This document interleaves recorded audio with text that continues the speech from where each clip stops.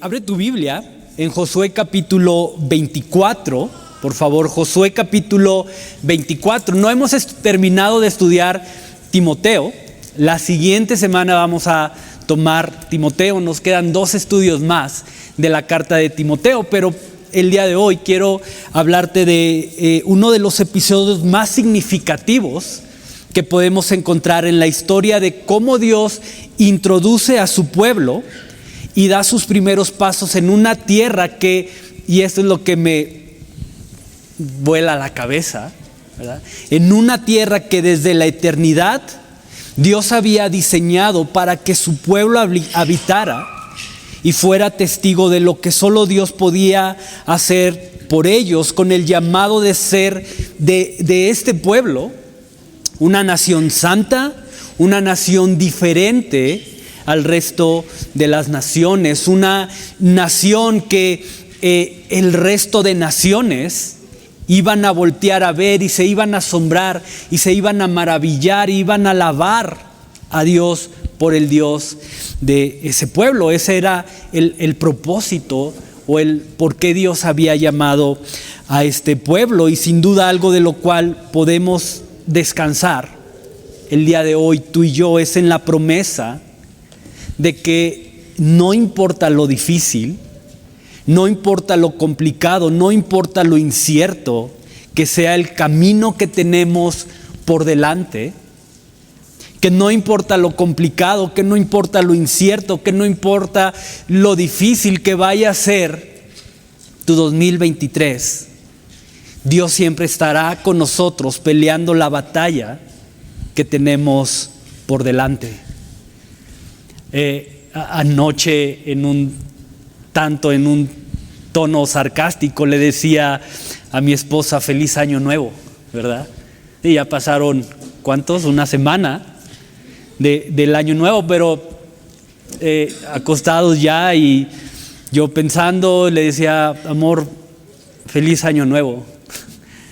Y se rió, ¿verdad? También, porque ha sido un inicio de año en lo personal, así, una cosa tras otra, y dices, Dios, no sé cómo voy a acabar el 2023, estoy iniciando y ya con estas cosas, no es lo que uno espera, ¿verdad? Al iniciar el año, como decía Luis, tú esperas nuevos inicios, nuevos proyectos, nuevas metas, nuevos logros, y no lo inicias diciendo, ay, ojalá que Dios pruebe mi fe con esto y esto y esto. No, la realidad es que no, ¿verdad?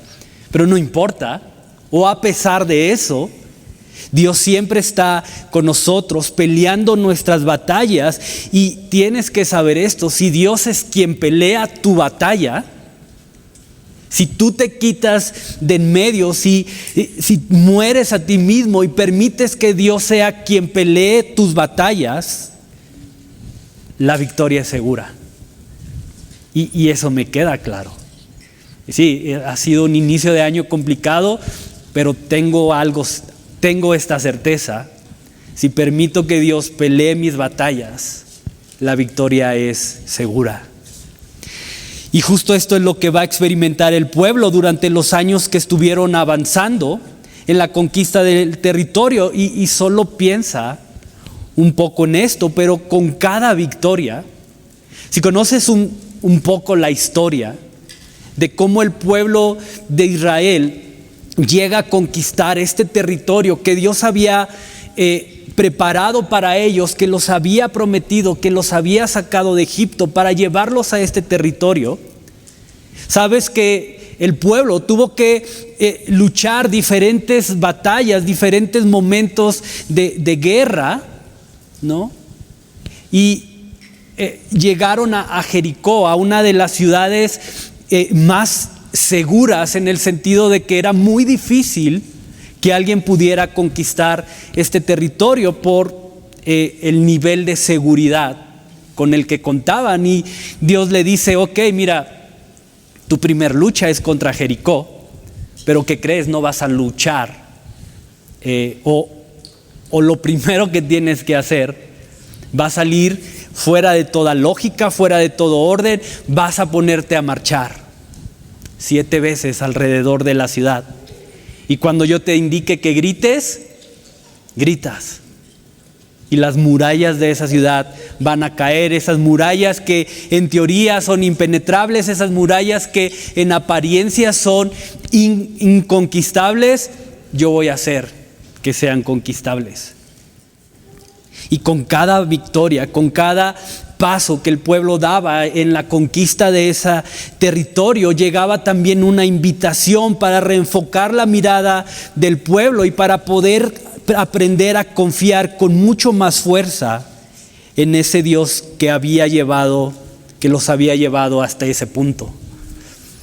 Y sabes, hasta aquí Dios nos ha ayudado, ¿no? Hasta aquí Dios nos ha ayudado. Y en la semana mandaba meditaba en esto, ¿no? Y ¿cómo has visto la mano de Dios en tu vida?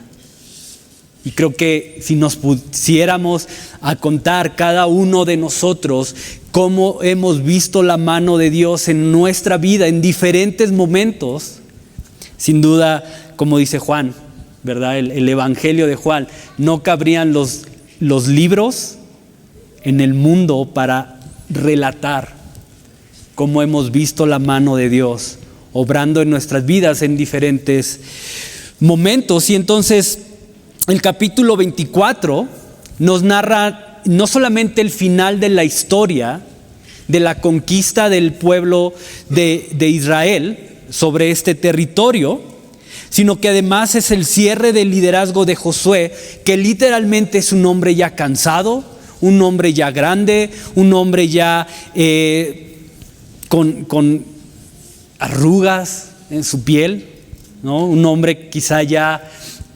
necesitando de un bastón para poder caminar, no lo sé, era un hombre ya grande en edad al final de sus días. Y hoy quiero contarte o centrarme en un par de versículos que no solo van a retar al pueblo ante la realidad que había una decisión que tenía que ser tomada, y esa misma decisión es una decisión que tú y yo necesitamos tomar hoy. Y para ello dice el texto que Josué reúne a todo el pueblo en un pequeño poblado llamado Siquem, junto con los líderes y autoridades, y entonces comienza a hablarles de una manera muy especial, porque Josué comienza a hablar no como si Josué estuviera hablando, sino como, vamos a decirlo así, Josué toma un papel profético y comienza a hablar como si directamente Dios estuviera hablando al pueblo. Es decir, es como si yo ahorita, sí, no sé cómo explicarlo, pero como si lo que yo te estuviera diciendo no lo digo yo, sino viene directamente de parte de Dios. ¿Tiene sentido eso? Y es lo que Josué está haciendo. No está hablando como Josué, sino como un transmisor de la voz de Dios, y comienza a darles un recorrido muy general a través de la historia, empezando por donde comienza todo, por Abraham, diciendo que cuando Abraham todavía era un idólatra, cuando estaba en Canaán, lo había tomado del otro lado del río, y estando ahí dice: aumenté su descendencia, dándole a Isaac, y a Isaac le di a Jacob, y a Jacob y a Esaú, perdón. Y después dice: yo mandé a Moisés y a Aarón a Egipto y los saqué de la esclavitud en la que habían estado por 400 años, y aun cuando los egipcios trataron de detenerlos, dice, yo los libré haciéndolos pasar de manera milagrosa por el medio del mar Rojo. Y después, cuando anduvieron por el desierto, yo los introduje, dice Dios, en la tierra en la cual hoy están. Y aun cuando grandes ejércitos se levantaron en contra de ustedes. Yo les defendí y peleé por ustedes y los entregué en sus manos. Así que la tierra en la cual hoy están, esta tierra en la cual ni siquiera tuvieron que trabajar por ella, cavar cisternas, plantar huertos, esta tierra en la cual hoy ustedes están, dice Dios, yo mismo se las entregué. Es una tierra que yo mismo diseñé y preparé para ustedes, dice Dios. Y justo después de este recuento de las cosas que Dios había hecho por el pueblo, que básicamente es el resumen del versículo 1 al 13 del capítulo 24, ¿sí? Del capítulo 24, ocurre esto que quiero que leamos. Entonces, acompáñame para allá, Josué capítulo 24, versículos del 14 al 23. Dice: ahora pues, temed a Jehová y servirle con integridad y en verdad. Y quitad de entre vosotros los dioses a los cuales sirvieron vuestros padres al otro lado del río y en Egipto, y servir a Jehová. Y si mal les parece servir a Jehová, entonces escojan a quién van a servir: si a los dioses a quienes sirvieron vuestros padres cuando estuvieron del otro lado del río, o a los dioses de los amorreos en cuya tierra habitáis, pero yo y mi casa serviremos a Jehová, dice Josué. Entonces el pueblo respondió y dijo: nunca tal acontezca que dejemos a Jehová para servir a otros dioses, porque Jehová nuestro Dios es el que nos sacó a nosotros y a nuestros padres de la tierra de Egipto, de la casa de servidumbre, el que ha hecho estas grandes señales y nos ha guardado por todo el camino por donde hemos andado y en todos los pueblos por entre los cuales pasamos. Y Jehová arrojó de delante de nosotros a todos los pueblos y al amorreo que habitaba en la tierra. Nosotros pues también serviremos a Jehová, porque Él es nuestro Dios. Entonces Josué dijo al pueblo: no podréis servir a Jehová, porque Él es Dios santo y Dios celoso. No sufrirá vuestras rebeliones y vuestros pecados. Si dejareis a Jehová y serviréis a dioses ajenos, Él se volverá y les hará mal, y os consumirá después de que os ha hecho bien. El pueblo entonces dijo a Josué: no, sino que a Jehová serviremos. Y Josué respondió al pueblo: vosotros sois testigos contra de vosotros mismos, de que habéis elegido a Jehová para servirle. Y ellos respondieron: testigos somos. Quitad pues ahora los dioses ajenos que están entre vosotros, e inclinad vuestro corazón a Jehová, Dios de Israel. Y voy a detenerme aquí. Pues Padre, hoy tenemos que tomar una decisión, y es una decisión importante. Es una decisión que no puede ser postergada, que no puede ser tomada a la ligera. Es una decisión que tenemos que tomar, y tomarla muy en serio, Señor, porque de eso depende nuestra vida. Dice tu palabra que tú pones delante de nosotros la vida y la muerte, mas nos recomiendas que escojamos la vida. Y es lo que personalmente anhelo hacer el día de hoy: escogerte a ti, Señor, por sobre cualquier cosa. Escogerte por quién eres y por lo que has hecho, Señor. Entonces abre nuestro corazón, nuestro entendimiento, Señor, que tu Espíritu Santo esté ministrando nuestros corazones, que nos esté confrontando, si es necesario confrontarnos, que nos esté revelando la verdad, que nos esté quitando el velo, Señor, que a lo mejor nos está impidiendo ver la hermosura que hay en tu presencia. Te lo pido en el nombre de Jesús. Amén. En la cultura hebrea o judía, existe hasta el día de hoy una tradición llamada el Shema. ¿Quién ha escuchado esto? El Shema. ¿Sí? Ok, una persona por acá. Y básicamente esta tradición consiste en repetir constantemente esto: oye Israel, Jehová nuestro Dios, Jehová uno es. Y amarás al Señor tu Dios de todo tu corazón y toda tu alma y todas tus fuerzas. Era tan importante que todo judío supiera esto, se supiera el Shema, que se tenía que enseñar y repetir esta oración estando en la casa, mientras caminaban de un lugar a otro, al acostarse, al levantarse. Y era tradición y era algo que no se podía dejar de lado. Cuando un niño se levantaba, decía: papá, tengo hambre. Ok, hijo, pero antes de desayunar vamos a repetir el Shema. Papá, tengo sueño, ya me quiero dormir. Sí, hijo, pero antes de dormir vamos a repetir el Shema. Córrele, ya es hora de ir a la escuela y se nos hace tarde y tenemos que ir repitiendo el Shema de aquí a llegar a la escuela. Todo el tiempo, esta oración, esta frase tenía que estar siendo repetido y tenido en la mente. Oye, Israel, Jehová nuestro Dios, Jehová uno es. Y amarás al Señor tu Dios de todo tu corazón y de toda tu alma y con todas tus fuerzas. Y hasta el día de hoy, si tú vas a Israel, nunca he ido, pero si tú vas allá y ves a judíos ortodoxos y le preguntas: oye, ¿qué dice el Shema?, te lo van a decir sin titubear.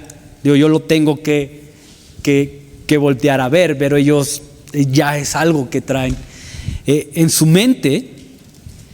El problema es que, como siempre pasa, cuando el hombre toma algo que Dios ordena y lo eleva a un simple nivel de tradición o de costumbre, algo que se vuelve monótono, algo que simplemente se vuelve repetitivo, termina perdiendo el propósito del por qué Dios lo ordenó.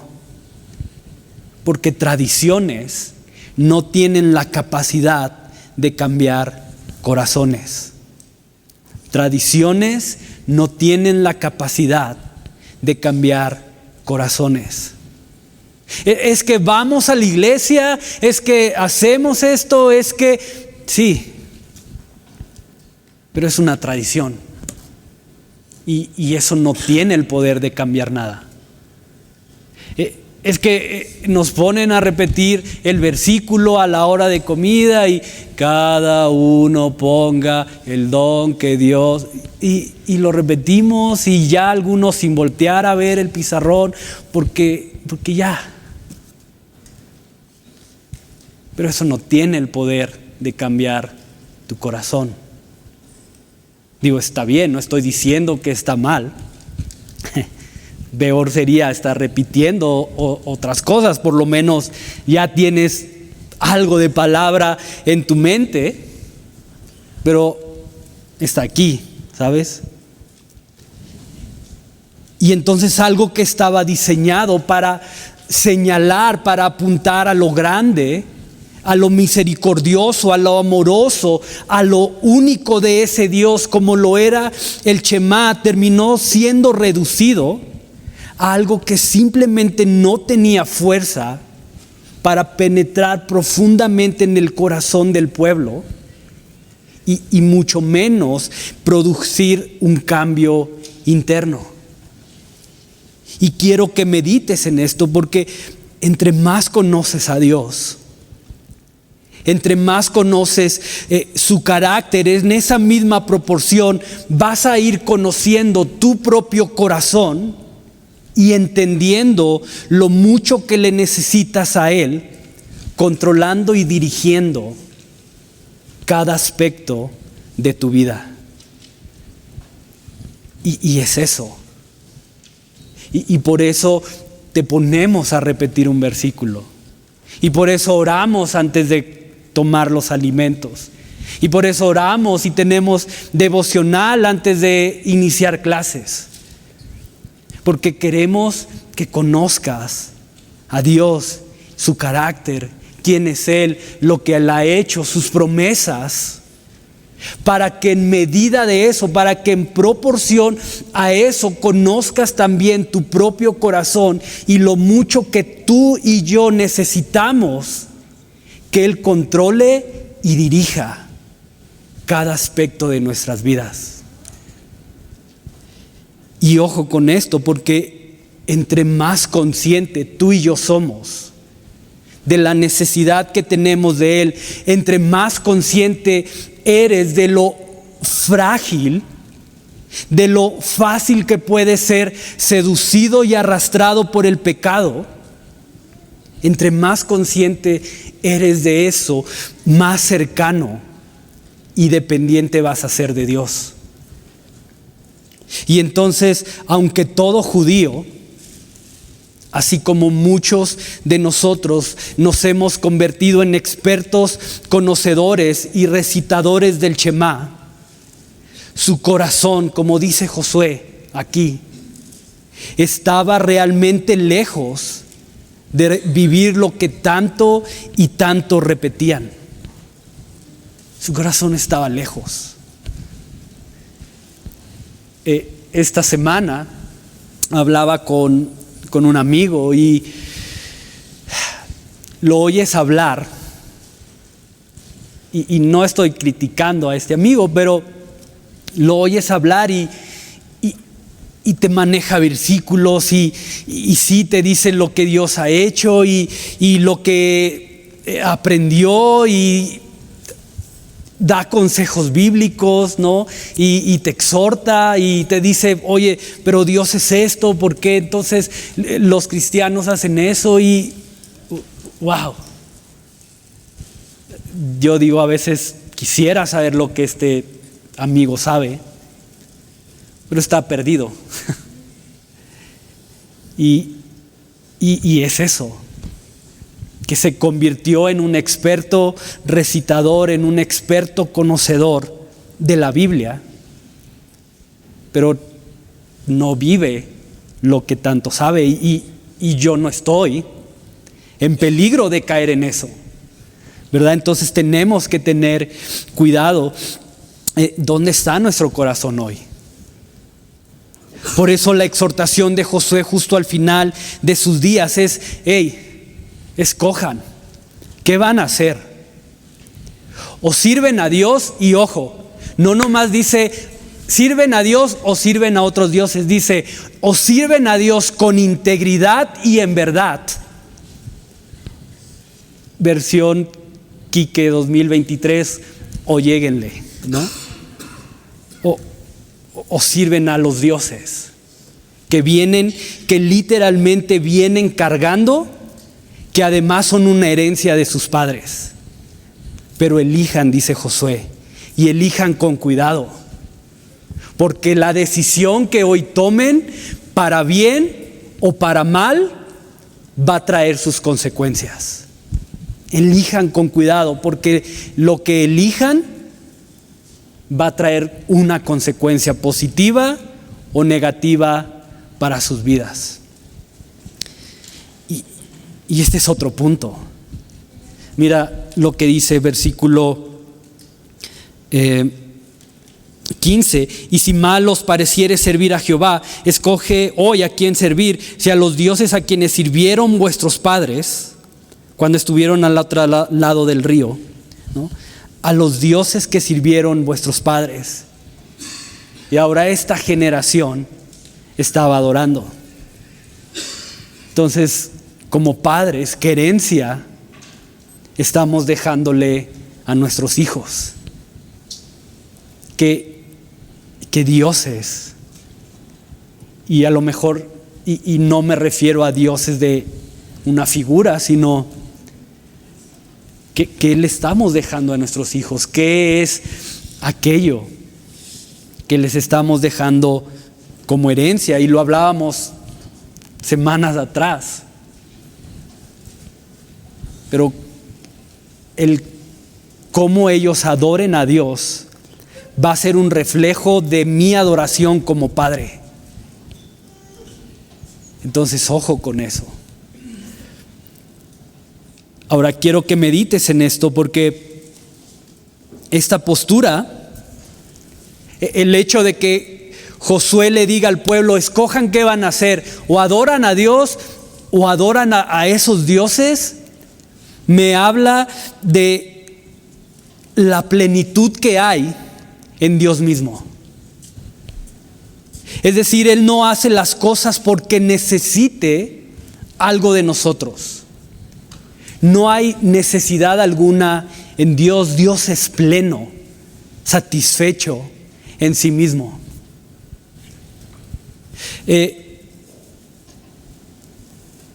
Y lo hemos hablado de esto. Si eres parte de la iglesia, sabes que o hemos hablado en repetidas ocasiones que Dios no necesita mi adoración, que Dios no necesita un equipo de alabanza, que Dios no necesita gente de aquel lado cantando, que Dios no. Él es pleno. Él no dice, ay, hoy no me cantaron con fuego, hoy no me cantaron la canción que me gusta. No, Él se goza cuando nos escucha, pero no lo necesita. ¿Tiene sentido eso? Él no está diciendo, ay, ojalá que ahora sí se levante temprano a orar, porque mira, hace mucho que no me ora y lo extraño y ay, estoy triste y melancólico porque no me ora. No, y el ejemplo de eso no solamente lo tenemos con el pueblo. Si vamos al Nuevo Testamento y vemos a Jesús, llega un joven con su riqueza y le dice, Jesús, vende lo que tienes, dáselo a los pobres.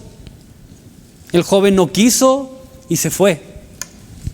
Y Jesús le dijo, no te creas, era broma, vente. No, le dice, ok.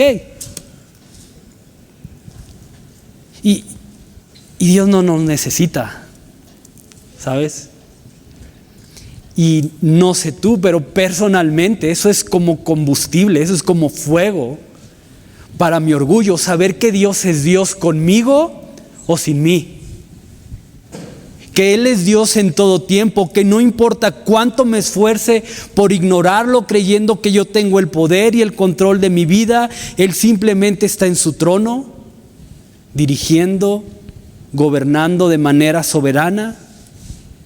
Y cuando Él decide hacer algo en mí, sobre mí o a pesar de mí, simplemente lo hace. ¿Sabes? Dios no me necesita. Soy yo quien lo necesita a Él. Y eso es combustible para mi orgullo, te repito. Dios no me necesita, soy yo quien lo necesita a Él. Y quiero darte 3 puntos muy sencillos el día de hoy. Y este es el primer punto.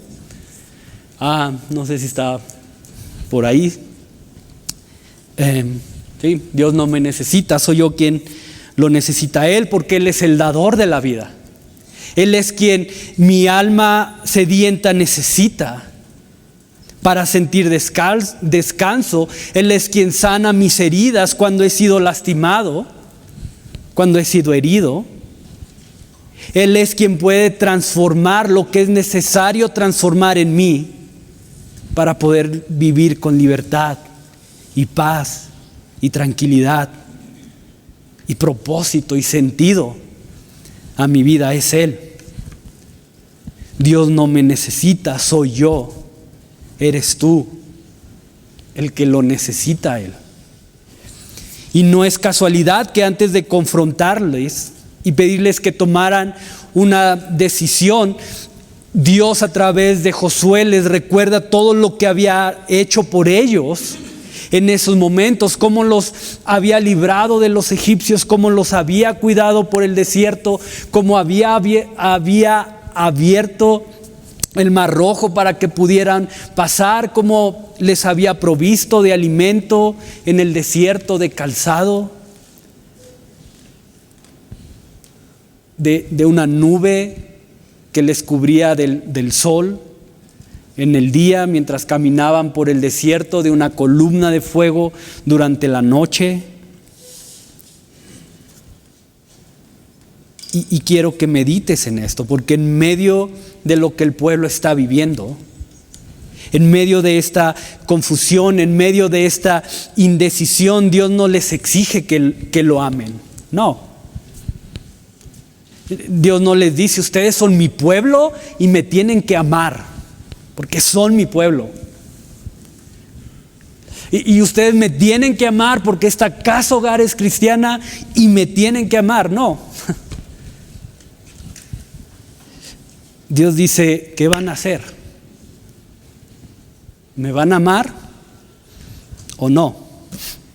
Pero decidan ya. Y en medio de esto, en medio de esta indecisión por la cual está atravesando el pueblo, Él simplemente se presenta a sí mismo como el motivo único y suficiente para renunciar al pasado y para quitar la idolatría que había entre ellos. Él mismo, como la razón única y suficiente para hacerlo. Porque el deseo de Dios, su corazón, es que en base a lo que Él es, en base a lo que Él ha hecho por ti, de forma voluntaria decidas entregarte por completo a Él, anhelando su presencia en tu vida.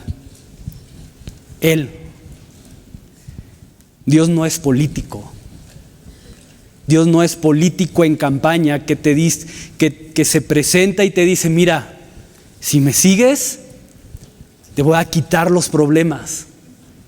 Si me sigues, voy a recuperar tu salud. Si me sigues, te va a hacer más guapo de lo que ya estás. No. Dios dice, si me vas a seguir es por quien yo soy y por lo que ya he hecho por ti. Y lo más grande que Dios ha hecho por ti y por mí es darnos a Jesús y dar su vida en una cruz y resucitar para que el día de hoy podamos tener libertad y que en medio de la prueba podamos tener una esperanza segura, firme, permanente y agarrarnos de ahí y decir, Dios, te necesito. Porque el deseo del corazón de Dios es que en base a lo que Él es y en base a lo que Él ha hecho por ti, de forma voluntaria, tú digas, Dios, entrego mi vida a ti. Y lo increíble de esto es que de la misma forma que ocurrió con Abraham, que como el mismo texto lo dice, siendo todavía un idólatra, lo tomó y lo llamó. Y cómo llevó al pueblo y lo sostuvo todo el tiempo que anduvo en el desierto, y no porque hubiera algo especial en el pueblo, al contrario. Si de algo se encargó dejar Dios en claro, fue esto: de todos los pueblos que había, escogía el más insignificante.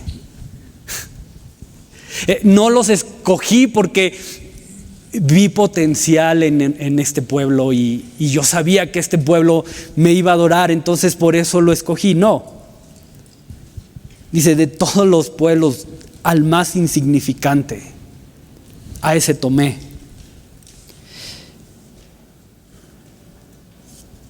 Y este es el segundo punto. Dios quiere darnos una nueva identidad para que podamos vivir bajo el propósito correcto. Y es lo que quiere darte hoy Dios.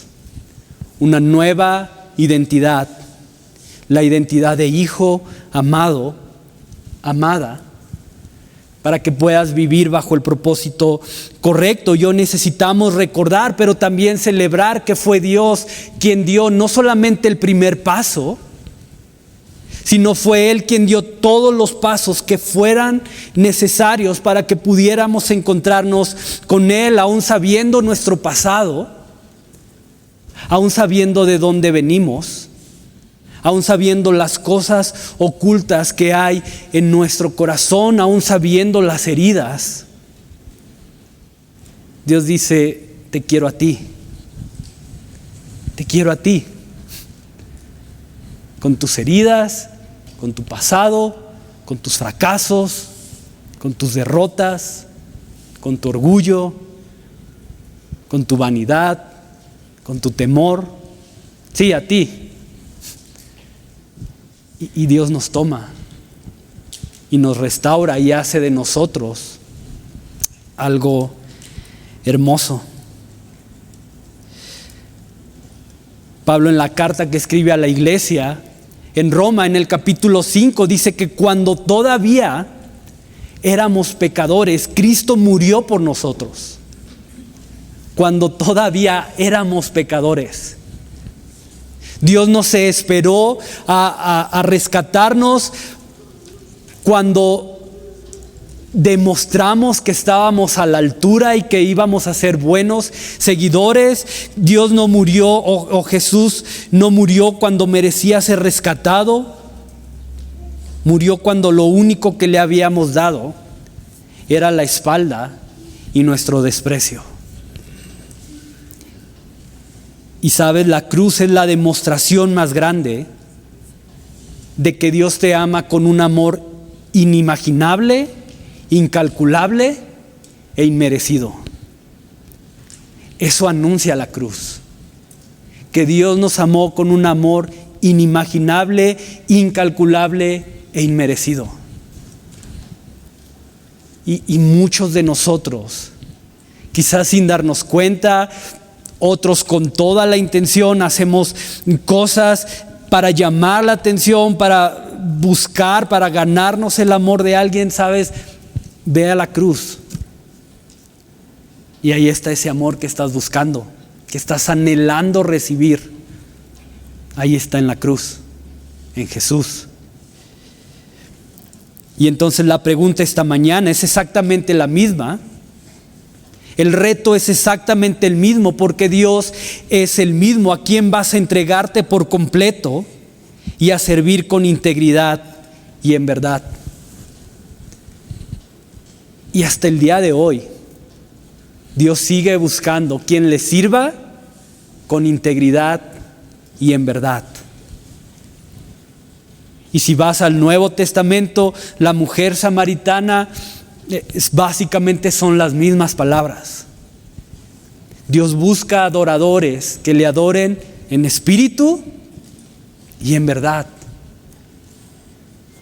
2023, Dios está buscando de entre el pueblo de Pan de Vida, dentro de la iglesia de Pan de Vida, quien le sirva y le adore en verdad y con integridad.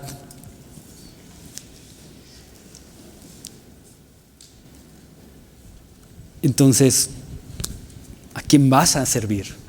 ¿A quién vas a entregar? ¿Qué idolatría tienes que quitar de en medio de ti para poder entregarte por completo a Jesús? Y cuando hablo de idolatría, más que de rituales religiosos, más que de imágenes, tiene que ver con los ídolos que hemos acumulado y que hemos escondido en el corazón. Tiene que ver con dejar que tu vida sea gobernada y dirigida por el rencor que hay en tu corazón o por el Dios de amor y gracia. Tiene que ver con dejar que tu vida sea gobernada y dirigida por la necesidad de siempre tener el control de todo, o por el Dios que te invita a dejar la carga, a soltar la carga y a descansar y a confiar en Él. Tiene que ver con lo oculto que hay en tu corazón, que demanda tu esfuerzo, que demanda tu habilidad para no ser descubierto, para vivir una vida de apariencia, o por el Dios que es luz y disipa las tinieblas y expone nuestro pecado, pero no para juicio, sino para traernos libertad. ¿A quién te vas a entregar? Y quiero que veas este detalle, porque no estamos hablando de un pueblo. El pueblo que tiene que tomar esta decisión no es un pueblo que iba caminando y de repente tiene una aparición y hey, este es Dios, estos son los ídolos, escojan a quién van a entregar su vida hoy. No era un Dios desconocido para ellos. como no es un Dios desconocido para ti. Ellos habían caminado en su nombre, habían ganado batallas, habían conquistado territorios. Era un pueblo que había levantado altares y monumentos para adorarle, un pueblo que había recibido una tabla con mandamientos, con ordenanzas, con estatutos, con rituales. Era un Dios, o era un pueblo que conocía en detalle a este Dios que estaba demandando una respuesta. Pero era también un Dios que en lo profundo de su corazón seguía aferrado a tradiciones, a costumbres, a ídolos del pasado. Pero como dice Josué, ahora por su propio bien, por su propio bien. No porque Dios va a ser menos Dios, sino por su propio bien es necesario soltar. Y al igual que el pueblo que se había convertido en un experto orador del Shema, lo que va a dar testimonio real de quién es Dios para mí, y este es el tercer punto, lo que va a dar testimonio real de quién es Dios para ti no es cuánto sabes acerca de Él, no es cuánto aparentas una vida espiritual, sino lo que estás dispuesto a dejar que salga a la luz y que sea expuesto para que pueda ser arrancado de lo profundo de tu corazón. Eso es lo que verdaderamente va a dar testimonio de quién es Dios para ti. Cuánto te sometes, cuánto te expones a la palabra para ser transformado de adentro hacia afuera. Entonces, una vez más, la pregunta que tienes que responder de manera personal es: ¿a quién vas a servir? ¿A quién vas a servir? Y te repito, es personal. No es una respuesta colectiva, es personal. Dice Josué: no sé qué van a hacer ustedes, pero tienen que saber algo: yo y mi casa serviremos al Señor.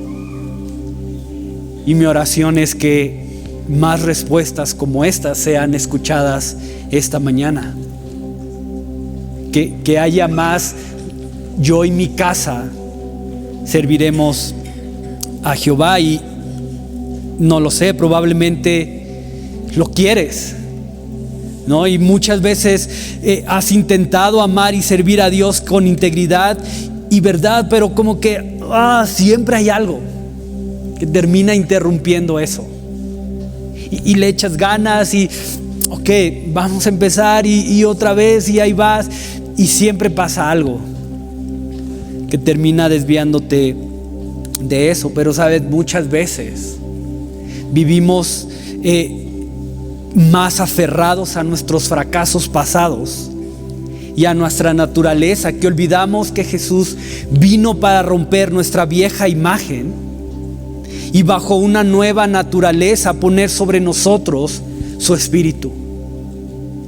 De manera que ahora ya no depende de nosotros, que ya no depende de mí, que ya no depende de mi propia capacidad de amarlo y de entregarme a Él. Dice Primera de Juan: nosotros le amamos porque Él nos amó primero.